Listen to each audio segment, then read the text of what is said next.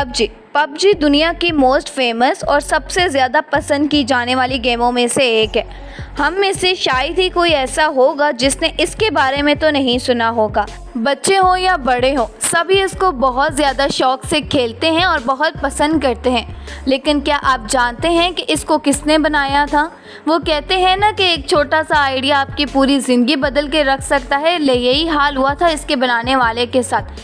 PUBG ने उसकी भी ज़िंदगी बदल कर रख दी थी। वीडियो को शुरू करने से पहले आपसे गुजारिश है कि हमारे चैनल को सब्सक्राइब कर दें और साथ लगे बेल आइकन को ज़रूर दबाइएगा ताकि हर न्यू वीडियो आप तक सबसे पहले पहुंच सके।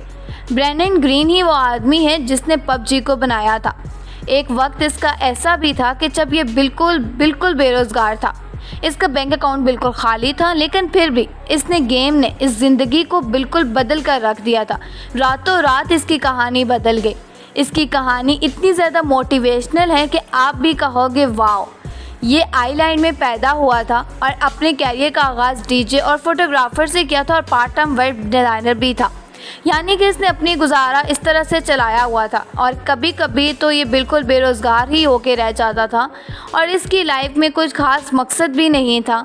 इसको तस्वीर लेने का बेहद एक जुनून सवार था, यानी कि बहुत ही ज़्यादा ये शौक़ रखता था और इसीलिए इसने ब्राज़ील जाने का फ़ैसला किया।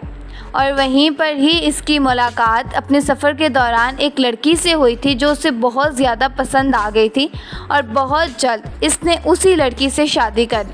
लेकिन किस्मत को शायद कुछ और ही मंजूर था। ये शादी सिर्फ़ और सिर्फ 2 साल तक ही कामयाब हो सकी और उसके बाद इनकी आपस में डिवोर्स हो गई।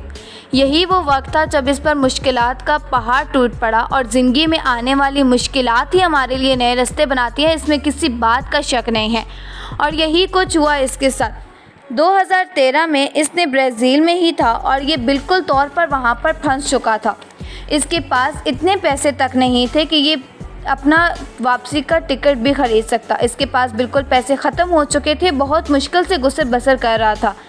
इसके मुताबिक इसकी लाइफ बहुत ही ज़्यादा डिफ़िकल्टीज़ में फंस चुकी थी। उसने अपने टिकट के पैसे जमा करने शुरू कर दिए। इसने अपने ख़र्चे कम कर दिए और अपना ज़्यादातर टाइम ये अपने आप के साथ यानी कि अपने अकेले कमरे में गुजारा था ताकि इसके ज़्यादा से ज़्यादा ख़र्चे कम हो सकें।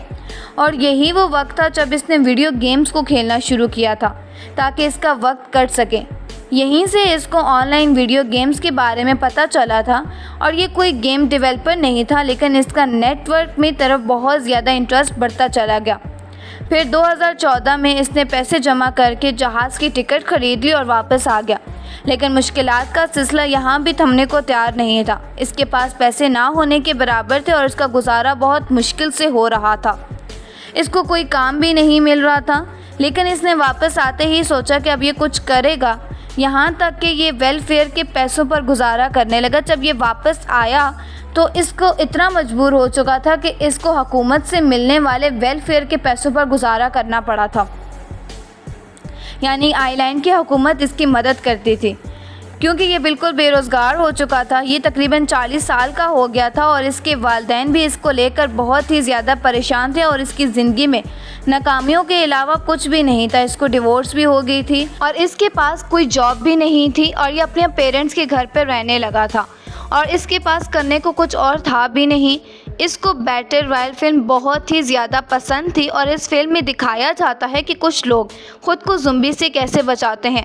ये कॉन्सेप्ट इसको बहुत ही ज़्यादा पसंद आया था और इसने ऑनलाइन गेम में 2 आर्मा की कहानी से मुतासर होकर एक मॉडल बनाया था। इसके साथ साथ डिज़ाइंस गेम्स के बहुत ही अच्छे बनाते थे और गेम्स की कोडिंग वगैरह भी सीखना शुरू कर दी।